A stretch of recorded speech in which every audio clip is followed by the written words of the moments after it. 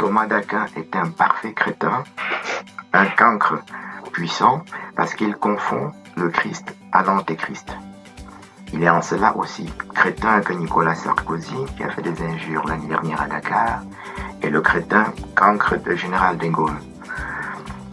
Toute la théologie de Thomas d'Aquin est fausse.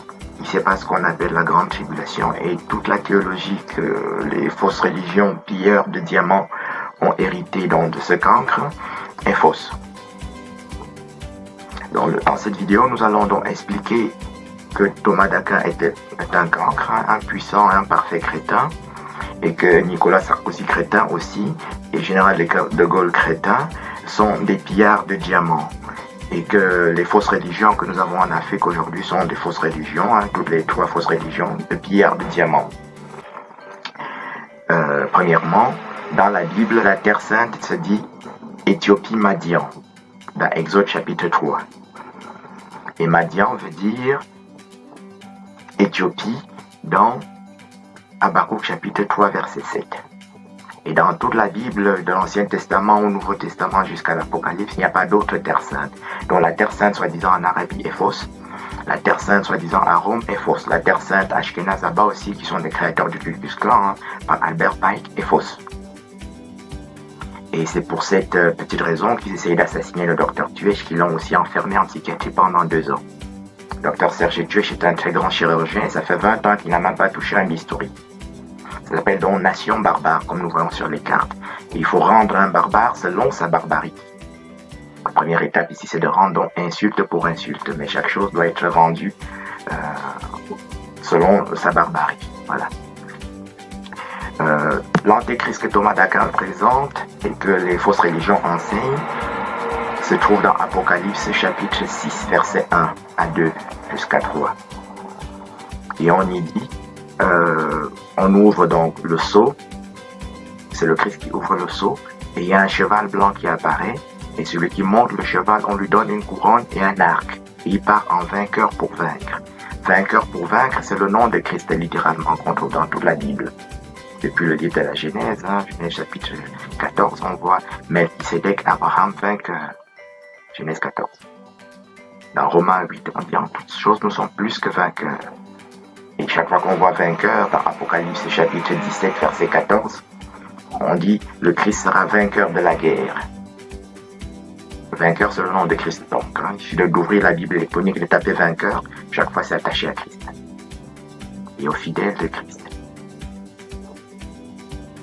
La couronne, principalement, n'est jamais attachée à aucun antéchrist. Donc, c'est vraiment une erreur d'une très très grande stupidité.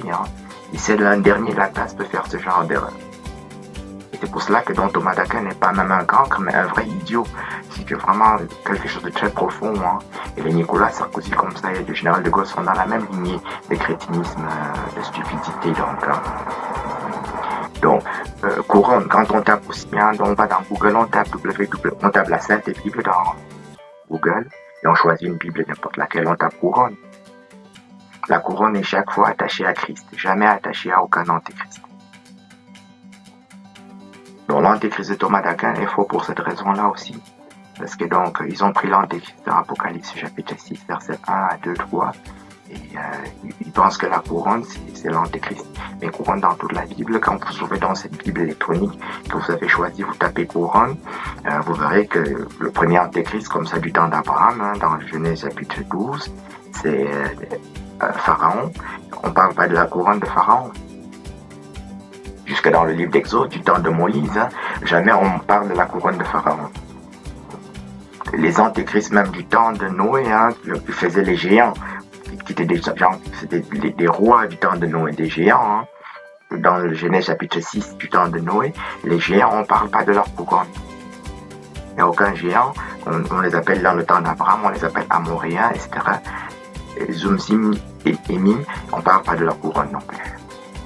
Les 5 rois que Abraham renverse dans Genèse 14, qui sont dans les antéchrists, qui est dans la Homère, qui pratique l'usure et l'esclavage, on ne parle pas de sa couronne, on parle de la couronne de personne.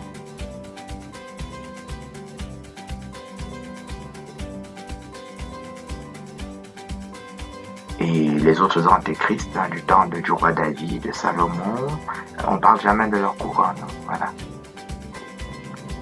l'antéchrist comme du temps de Daniel, qu'on appelle Nebuchadnezzar. Dans tout le livre de Daniel, du Daniel chapitre 1 jusqu'à chapitre 12, on ne parle pas de la couronne de personne. Daniel est en captivité à Babylone, qu'on appelle Shinéar, et Nebuchadnezzar, c'est le premier antéchrist du temps de Daniel, et on ne parle pas de la couronne de Daniel, de Nebuchadnezzar. Avant la déportation de Daniel, il y a la déportation des 10 tribus nord par Salmanasar, qu'on trouve dans deuxième livre des rois, chapitre 17, verset 1 jusqu'au verset 24. On trouve la couronne de Salmanasar nulle part. Voilà. Dans le livre des chroniques et dans le livre des rois, on cite plusieurs antéchrists aussi, Sanchérib, Tilgat-Pilnézer, etc. Jamais on parle de leur couronne. Donc, la couronne que nous voyons ici dans l'Apocalypse chapitre 6, versets 1 à 3, est une couronne qui est réservée au Christ et aux fidèles en Christ. Mais, comme je viens de le faire ici, une courte digeste, dans le Nouveau Testament non plus, on ne trouve pas de couronne d'antéchrist. Christ est jugé pendant sa passion, il est jugé devant Pilate, devant Hérode, et si vous tapez Hérode dans la Bible électronique, vous verrez pas de couronne attachée à Hérode. Si vous tapez Pilate, vous verrez la couronne attachée à Pilate nulle part. Je donne cet exercice pour ceux qui ne sont pas chrétiens ou catholiques ou des choses comme ça. Mais pendant les festivités de la Pâque, la messe chrismale, la messe, on lit la Passion de Christ, la messe des rameaux, et on voit nulle part la couronne dont les protestants, tout le monde sait qu'il n'y a pas de couronne attachée à ces personnes-là. Hérode n'a pas de couronne, Pilate n'a pas de couronne. Ni dans l'Acte des Apôtres. Pilate est frappé et meurt pendant le livre des Actes des Apôtres, et là non plus, on ne parle pas de sa couronne. Donc aucun antéchrist, ni dans l'Ancien Testament, ni dans le Nouveau Testament, n'a de couronne. Donc une grossière erreur de l'antéchrist. Dans cette vidéo, nous avons vu plusieurs images que j'ai sélectionnées exprès pour répondre à Nicolas Sarkozy-Crétin. Donc l'Égypte s'appelle pays de Cham. Dans Psaume 106, versets 21 à 22, on dit Égypte, pays de Cham. Dans Psaume 105, verset 23, on dit Égypte, pays de Cham. Dans Psaume 105, verset 27, on dit Égypte, pays de Cham. Dans Psaume 78, verset 51, on dit Égypte, pays de Cham. Dans Psaume 105, verset 23 à 27, donc, on dit encore Égypte, pays de Cham. Et donc, dans 144 endroits, Égypte est le pays de Cham. Et Cham est noir parce que dans Genèse chapitre 10, verset 1 à 32, on dit fils de Cham, Couche. Donc Couche, qui veut dire Éthiopie. Donc Genèse chapitre 10, verset 1 à 32, on dit fils de Cham, Couche. Ce sont là les fils de Cham. Donc le fils de Cham est noir. Couche veut dire noir. Voilà. Et Couche est défini dans Jérémie chapitre 13, verset 23 comme Éthiopie. On dit Éthiopien, Couchite, mort avec AU, MAU, ou mort avec MO, selon les traductions bibliques que l'on choisit. Et ils sont tous noirs. On dit un Éthiopien ne peut pas changer la couleur de sa peau, qui est noire, comme des taches du léopard. Jérémie chapitre 13, verset 23. Donc, pour cette raison, nous pouvons conclure que le fils de Cham, qui s'appelle Couche, son premier-né, est noir. Le fils de Couche lui-même s'appelle Nimrod, et il est noir. Toujours dans le même Genèse chapitre 10. Toutes les images archéologiques que j'ai trouvées montrent que tous les pharaons de la Bible, tous les pharaons qu'on trouve en Égypte sont noirs. Tous les pharaons sont dans la Bible et ils sont tous noirs. Voilà.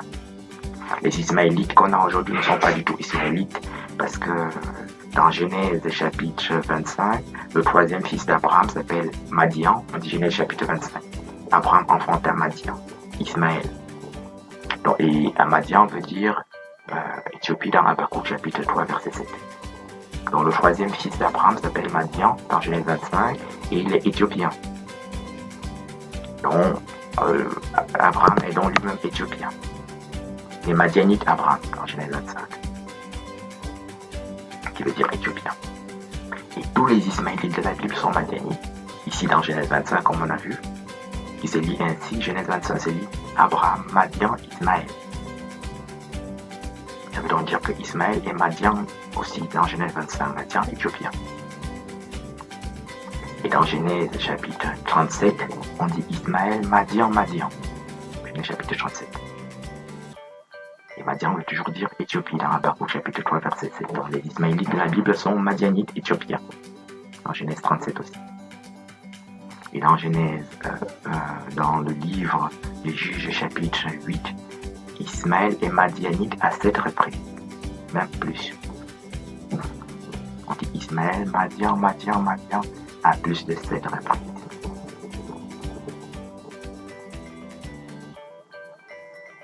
Dans Psaume 83, qui décrit le complot qui consiste à piller le diamant africain en assassinant ses savants.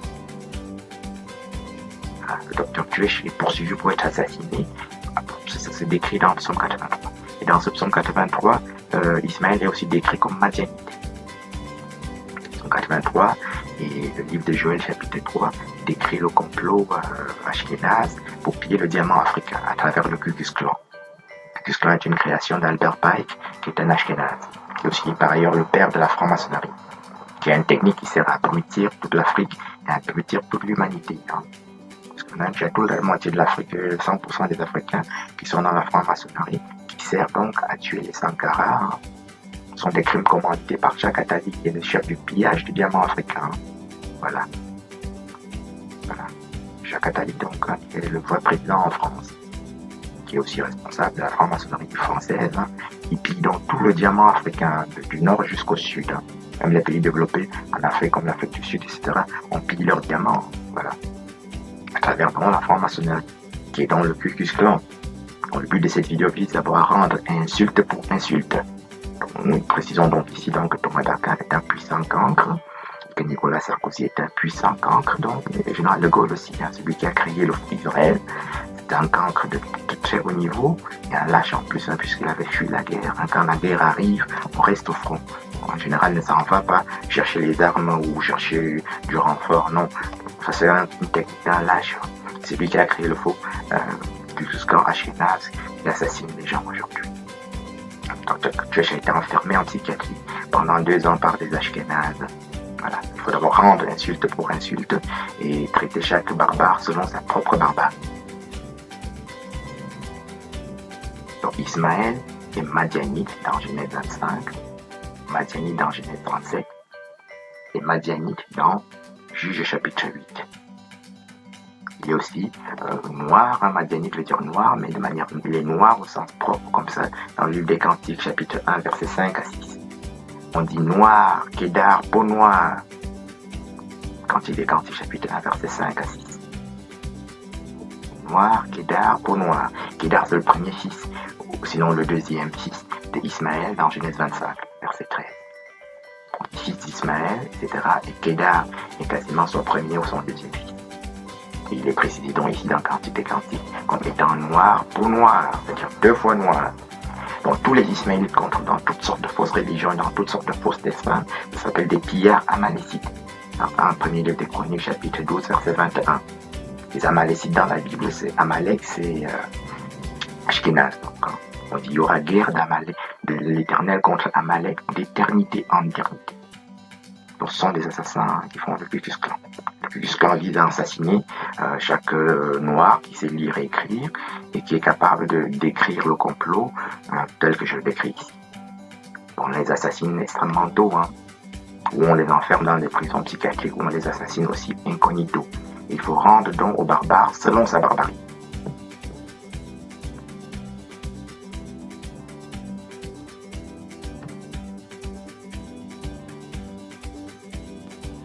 Pour être complet et exhaustif dans cette didactique, rappelons que Psaume 7 dit « L'Éternel bande, aiguise son épée, il bande son arc, il tire contre ses ennemis des flèches brûlantes. » Donc, dans Psaume 7, on voit que l'épée, c'est l'arc.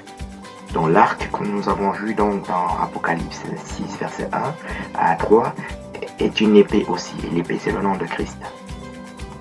Psaume 47, et dans toute la Bible, chaque fois, l'arc, c'est l'épée. Donc l'arc, c'est exactement l'épée, et l'épée, c'est le nom de Christ qu'on appelle, dans Éphésiens chapitre 6, l'épée de l'esprit. L'esprit veut dire le feu. Il s'agit littéralement d'une épée de feu, qui est dans le Christ, personnellement. dit la parole est une épée. Dans Apocalypse 19 aussi. Et dans toute la Bible donc. Psaume 45, c'est ce que les catholiques chantent pendant les festivités de l'Assomption. Il y est dit donc, on dit, Saint ton épée, ta parure et ta gloire, oui ta gloire. Tes flèches sont aiguës, dont l'épée tire des flèches. Dans Psaume 45 aussi. Nous avons pris dans Psaume 7 et Psaume 45, mais il y a 144 exemples qui disent ce que je viens de dire ici. Donc l'arc et l'épée, c'est la même chose. Et c'est le nom de Christ littéralement. Éphésiens chapitre 6, c'est la 7e arme du combat. Qui est donc une épée de feu, dite épée de l'esprit. Et la 7e arme du combat que nous présentons ici pour la première fois, elle s'appelle les noces de l'agneau.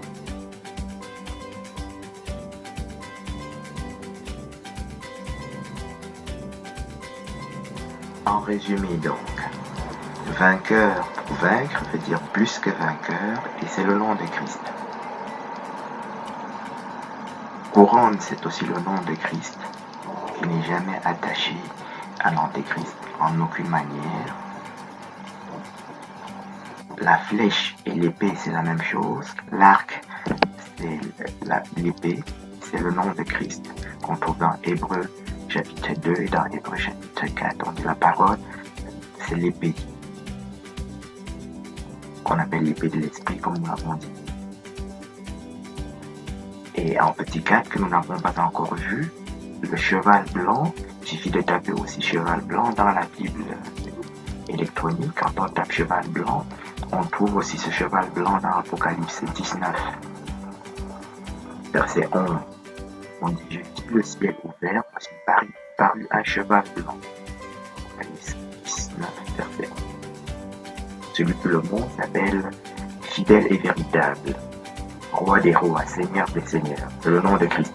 Donc, il s'agit donc d'un cheval qui vient des cieux, comme dans la chanson de Francis Cabrel, je viens du ciel. Voilà, Francis Cabrel. Petite Marie, etc. Je viens du ciel. Chanson d'amour pour ça. Et dans Apocalypse 19, le verset 7 et le verset 9 parlent de ce qu'on appelle les noces de l'agneau. Noces de l'agneau, verset 7, verset 9, verset 10. Et dans Apocalypse 19, l'Antéchrist et son armée sont renversés. Dans Apocalypse 19, il faut le lire à partir du verset 7 jusqu'au verset 20, où l'Antéchrist et toute son armée est renversée. Donc c'est un cheval qui vient donc du ciel, qui a donc des ailes. C'est un chérubin. Qui est donc un avion, puisqu'il vole, mais c'est aussi un sous-marin, puisqu'on le voit dans Habakkuk chapitre 3, le même Habakkuk chapitre 3 que nous avons déjà cité, verset 1 jusqu'au verset 11. On dit avec tes chevaux tu fouilles la mer, à bout des grandes eaux. Donc c'est un cheval qui est tsunami, qui est dans le tsunami, et qui fait bouillir les eaux, comme on trouve aussi dans Jérémie chapitre 10. Et dans Job chapitre 40 et dans Job chapitre 41. Donc c'est un cheval qui vient du ciel et qui est capable de voler des cieux jusque sur la mer et jusque sous la mer. La boue des grandes eaux, c'est dit littéralement comme ça, c'est-à-dire les abîmes. Dans le cheval blanc de Apocalypse 6, verset 1 à 3, c'est encore le Christ et c'est un chérubin. Le chérubin, c'est le Christ lui-même, qu'on trouve dans Ézéchiel chapitre 10. Il y a un homme, lion, homme aigle, homme vache et chérubin homme. Il y a 4 têtes. C'est un chérubin. Qui dans le livre d'Ézéchiel chapitre 1 a 4 ailes et dans Apocalypse chapitre 4 verset 6 à 8 il a 6 ailes. Il y a aussi un séraphin qu'on trouve dans Isaïe chapitre 6 verset 2, verset 1, 2 jusqu'au verset 8. Et il y a donc là il a un séraphin et il a 6 ailes. Donc cheval veut dire cheval qu'on trouve aussi dans Zacharie chapitre 1 jusqu'à Zacharie chapitre 6. Il appelé vent, vent des cieux. Aussi dans Psaume 104 verset 1 jusqu'au verset 7. Vent des chérubins qui est un vent. que Christ appelle nouvelle naissance dans Jean chapitre 3. Verset 1 jusqu'au verset 10, on dit celui qui naît de nouveau, c'est comme un vent qui souffle, on ne sait pas d'où il vient ni où il va. Donc, dans une nouvelle naissance, tu deviens un vent et une nuée qui agit. Donc, Thomas d'Aquin a commis ici une faute extrêmement grave qu'on appelle une confusion. Nous avons présenté ça comme une injure, mais nous ne sommes pas dans l'injure, on est en train de rétablir une vérité. Thomas d'Aquin a commis une faute qui est extrêmement grave. La confusion, c'est la plus grave forme de faute qu'on peut commettre. Voilà. Si sur l'autoroute, tu roules à 120 km ou à 140 km/h, tu as juste fait un excès de vitesse. Mais si tu entres dans l'autoroute en sens inverse, ça c'est une confusion. C'est extrêmement grave, ça veut dire que tu as bu, par exemple, ou que tu es fou. La confusion, c'est aussi ce que les petits enfants de nourrissons, ils marchent à partir de 10 mois, 11 mois, et alors ils deviennent forts, ils peuvent retirer leurs chaussures. Et quand ils les remettent à l'envers, c'est ça. Dans les petits enfants, comme ça, 10 mois, 11 mois, 12 mois, quand ils commencent à marcher, ils font de la confusion, comme ça, ils mettent leurs chaussures à l'envers. Voilà. C'est ce genre de faute que Thomas d'Aquin a fait ici. Il a confondu le Christ à l'antéchrist. Donc c'est une confusion, c'est la faute une forme de faute la plus grave qu'on puisse commettre. Voilà. Ça lui donne donc un âge d'un nourrisson. Dans l'histoire que les gens chantent à l'église ancienne, Saint Thomas d'Aquin priez pour nous, et ils sont embarqués dans la même confusion, ce qui est vraiment terrible. Pour revenir à l'histoire des Ismaélites, les Ismaélites sont aussi noirs parce que la maman d'Ismaël dans Genèse chapitre 16, c'est Agar. Genèse chapitre 16, verset 1 jusqu'au verset 15 et 16, on dit Agar égyptienne enfanta à Abraham Ismaël. Agar égyptienne au verset 1 de Genèse 16. Et Ismaël, Abraham enfanta Abraham Ismaël au verset 15 et 16. Et comme nous l'avons vu un peu plus tôt, donc les Égyptiens sont noirs par 144 versets dans la Bible. À partir du psaume 105, verset 23, psaume 105, verset 27, psaume 106, verset 21 à 22, psaume 68, verset 50. Voilà, les trois exemples. Donc Agar égyptienne veut dire donc égyptienne noire.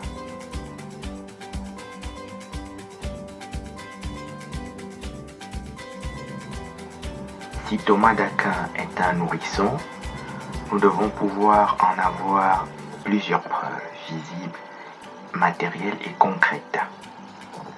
Tout ce que nous venons de faire ici pendant 10 à 15 minutes, c'est la lecture d'Apocalypse 6. Cette lecture se résume en un seul verset, dont on trouve dans Apocalypse 6, verset 1, on dit agneau, et verset 2, on dit vainqueur, vaincre. Donc ça, c'est les trois mots-clés de tout le chapitre Apocalypse 6. Si vous donnez à un enfant de 10 ans, Apocalypse 6, ça c'est la seule chose qu'il va retenir. C'est les mots-clés, donc c'est le pilier de ce chapitre. C'est ce que nous avons étudié. Nous allons donc chercher d'autres preuves concrètes. Apocalypse 5, qui est le chapitre qui précède Apocalypse 6. Les trois mots-clés qu'on y trouve, c'est agneau immolé, a vaincu. Voilà les trois mots-clés de Apocalypse 5. Bon, souvent les catholiques pensent qu'ils lisent pas la Bible. C'est vrai qu'ils lisent pas, mais ils chantent. Voilà. Ils chantent aux vêpres, ils chantent, les catholiques chantent, et chanter, c'est prier 2 fois, mais c'est lire même 1000 fois. Donc les protestants sont même moins érudits que les catholiques, parce que les catholiques chantent toute la Bible, hein, et les protestants ne chantent pas la Bible, souvent ils chantent les chansons qu'ils ont composées eux-mêmes.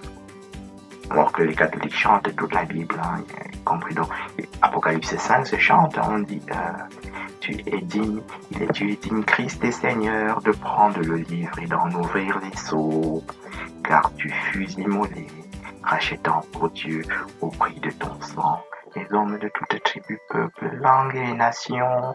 Gloire à l'agneau immolé. Gloire à l'agneau immolé. Ça se chante très souvent dans les vêpres, plusieurs fois par semaine. Ça c'est Apocalypse 5 donc. Et ça c'est le verset que nous venons de réduire, hein, on appelle ça en chirurgie réduire, c'est-à-dire ça donne donc agneau, agneau immolé a vaincu. Comme il a vaincu, il est digne d'ouvrir les 7 sceaux. Et les catholiques chantent ça plusieurs fois par semaine. Et donc ça c'est Apocalypse 5. Et on passe donc à Apocalypse 6 qui répète la même chose. Dans Apocalypse 5, nous venons de chanter, dis donc, agneau immolé a vaincu. Et dans tout Apocalypse 5, le trône, on prononce trône, plusieurs couronnes veut dire trône. Un roi, c'est son trône et sa couronne et son sceptre. Et trône est prononcé 5 fois. Dans le premier verset 1, on dit trône. Le verset que nous avons cité dans agneau immolé, c'est verset 6. 5. Et donc, le trône est prononcé 5 fois et augmenté de lion de la tribu de Juda. Lion, ça veut dire aussi un roi. Rejeton de la postérité de David. Donc, c'est le nom de l'agneau. Donc, ça fait encore dire, David veut dire aussi roi. Donc, le trône est prononcé 7 fois dans Apocalypse 5. Et les 3 mots-clés, je répète, c'est agneau immolé a vaincu. Et ici, il ne s'agit pas il n'a pas vaincu la Champions League, il a vaincu la mort. Immolé veut dire qu'il est mort et qu'il a vaincu la mort. Et dans tous les épîtres de Paul, on dit le dernier adversaire qu'il va détruire, qu'il va vaincre, c'est la mort. Donc c'est fait. Il a vaincu la mort. Et voilà. Et quand on gagne, c'est définitif. Donc quand on gagne dans Apocalypse 5, il n'est pas possible que dans Apocalypse 6, c'est l'Antéchrist qui est en train de triompher. Ce n'est plus possible. Une victoire est définitive. Quand le Real de Madrid gagne la Champions League, c'est fini. Donc, si on lit dans un journal le contraire de ceci, on sait que c'est pas un vrai journal, que c'est une erreur. C'est fini, il a gagné. Le candidat a gagné et puis c'est fini. Donc ça c'était Apocalypse 5. Si vous donnez ça à un enfant de 10 ans, il vous le traduit comme je vous l'ai traduit ici. Les enfants sont très forts pour résumer, comme ça, pour sortir. Et les choses compliquées, on n'est pas condamné à comprendre quelque chose de compliqué.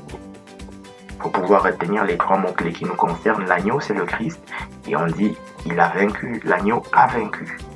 Verset 6. Apocalypse 5. Le verset 5 dit lion de la tribu de Juda, rejeton la postérité de David, qu'on trouve aussi dans Apocalypse 22. Étoile brillante du matin. Donc Thomas d'Aquin, c'est le deuxième exemple, a donc raté, échoué la lecture d'Apocalypse 5. Je répète, vous donnez ça à n'importe quel enfant de 10 ans, parce qu'on comprend mieux souvent les Écritures, les prêtres ont une technique pour expliquer les Écritures aux enfants de 10 ans, et moi je comprenais mieux la Bible quand j'avais 10 ans. Un enfant de 10 ans, vous lui donnez, il lit, il va comprendre que l'agneau a vaincu dans Apocalypse 5. Apocalypse 5, c'est agneau a vaincu et il devient digne d'ouvrir les sceaux. Et Apocalypse 6, verset 1 dit, l'agneau ouvre le premier sceau et ça donne ce que nous avons étudié Apocalypse 6. Donc l'agneau qui a vaincu dans Apocalypse 5 ouvre le premier sceau et pour fêter, pour manifester, pour réaliser sa victoire, qui est un jugement qu'on appelle la grande tribulation. Donc ça c'est Apocalypse 5. Thomas d'Aquin a parfaitement échoué la lecture d'Apocalypse 5. Apocalypse 4 parle du trône et c'est les chérubins dont nous avons parlé il y a un instant. Les chérubins, ils sont décrits comme, qui sont des séraphins, ils sont décrits comme étant sur le trône, au milieu du trône, exactement comme était l'agneau dans l'Apocalypse 5. Apocalypse 4 donc décrit des chérubins sur le trône. Mais nous n'insistons pas trop sur les parties abstraites de cette étude. Nous allons donc passer rapidement dans Apocalypse 3. Dans Apocalypse 3, le Christ dit « Moi j'ai vaincu ». Il dit « Mon trône, moi j'ai vaincu ». Au verset 21 de l'Apocalypse 3, qui se lie aussi donc couronne au verset 11. On dit « Couronne, trône, moi j'ai vaincu ». Comme couronne au verset 11, trône au verset 21. Moi j'ai vaincu. J'ai vaincu, j'ai vaincu, et c'est ça qui nous intéresse. Dans Apocalypse 5, on dit il a fait de nous des rois et des prêtres. Voilà. Les catholiques chantent ça. Apocalypse 5. Dans Apocalypse 3, on dit couronne, moi j'ai vaincu. C'est les 3 mots-clés de Apocalypse 3. Couronne au verset 11, moi j'ai vaincu, mon trône, moi j'ai vaincu, au verset 21. Christ donne des couronnes aux gens. Dans toute la Bible, il est en train de distribuer des couronnes. On ne peut donner des couronnes que parce qu'on en a, parce qu'on est déjà roi soi-même. La tribu de Juda dont nous avions parlé, c'est la tribu du roi David, qui est donc la tribu des rois. Salomon, etc. Ézéchias, Ézéchias c'est un roi qui dans la Bible, dans Isaïe 36, 37, 38, a eu un cancer et a guéri de son cancer comme Job. Et tous ces rois-là sont de la tribu de Juda, qu'on appelle Lion de la tribu de Juda, etc. Et donc, Thomas d'Aquin a donc échoué la lecture de l'Apocalypse 5. Et ici, il a aussi échoué. Apocalypse 4, c'est un peu abstrait puisque ça parle des chérubins et c'est un peu abstrait, donc on n'en tiendra pas compte. Apocalypse 3, on voit bien la couronne, le trône, et il répète, il le dit de manière claire et compréhensible. Moi, j'ai vaincu. Voilà. Apocalypse 3. Apocalypse 2 dit la même chose. Verset 10, on dit couronne, fils de Dieu. Voilà. Couronne, fils de Dieu. Donc, couronne, ça veut dire le fils de Dieu, c'est le Christ. Donc, grande tribulation aussi, dans toutes les diapositives, grande tribulation n'est cité, mentionné que dans Apocalypse 7, alors que le mot grande tribulation, tel que je le prononce ici, apparaît aussi dans Apocalypse 1, versets 22 à 23. Donc ça fait au moins 2 autres exemples qui prouvent que Thomas d'Aquin est vraiment un nourrisson puisqu'il a raté la lecture des chapitres que nous avons cités. Apocalypse 1, que les catholiques chantent, on dit lecture de l'Apocalypse de Saint Jean, que la grâce et la paix vous soient données, etc. On chante, on dit tous se lamenteront. Tous se lamenteront, ça veut dire que quand il y a un tsunami, par exemple, et qu'il y a 500 000 morts, comme il y en a eu, et tout le monde se lamente, et on entend les gens se lamenter même à 1 milliard de kilomètres de là où ça s'est passé. Donc quand on dit tous se lamenteront, ça veut dire vraiment que c'est très grave. C'est donc Apocalypse 1. Ça, c'est déjà une forme de grande tribulation. Mais on ne va pas faire ce genre de choses. Passons directement à Apocalypse 2, verset 22 et 23, qui dit grande tribulation. Donc le mot grande tribulation apparaît au minimum 2 fois dans Apocalypse 2 donc et dans Apocalypse 7. On le trouve aussi dans le livre de la sagesse et dans le 2e livre d'Esdras et dans quelques autres endroits encore. Dans Matthieu 24, ce qu'on appelle grande détresse, ça veut dire grande tribulation. C'est traduit Great Tribulation en anglais. Dans King James Version, qui est la Bible la plus ancienne que nous avons couramment sous la main. Great Tribulation veut dire grande tribulation. Et dans Matthieu 24, c'est traduit en français par grande détresse. Dans Daniel 12, le mot grande détresse aussi est employé. Donc, pour terminer cette partie-ci de la vidéo, nous dirons donc que Thomas d'Aquin a échoué la lecture de Apocalypse 5, que les catholiques chantent plusieurs fois par semaine au vêpres. Voilà. Ce qui se résume par agneau immolé a vaincu. Et qui se confirme dans Apocalypse 6 que nous étudions par agneau vainqueur vaincre. Qu'on retrouve dans Apocalypse 17, verset 14. Font la guerre à l'agneau et l'agneau vaincra. Les élus, les fidèles de l'agneau qui accompagnent l'agneau vaincront aussi. Et c'est nous. On trouve aussi dans Apocalypse 12, ils ont vaincu à cause du sang de l'agneau. Donc nous avons bu le sang de l'agneau, nous le buvons en permanence. Et on dit dans Apocalypse 12, ils ont vaincu à cause du sang de l'agneau. Donc nous sommes vainqueurs en permanence. Plus que vainqueurs même. Apocalypse 12, verset 14. Donc Thomas d'Aquin a raté donc la lecture d'Apocalypse 6, d'Apocalypse 7, d'Apocalypse 3.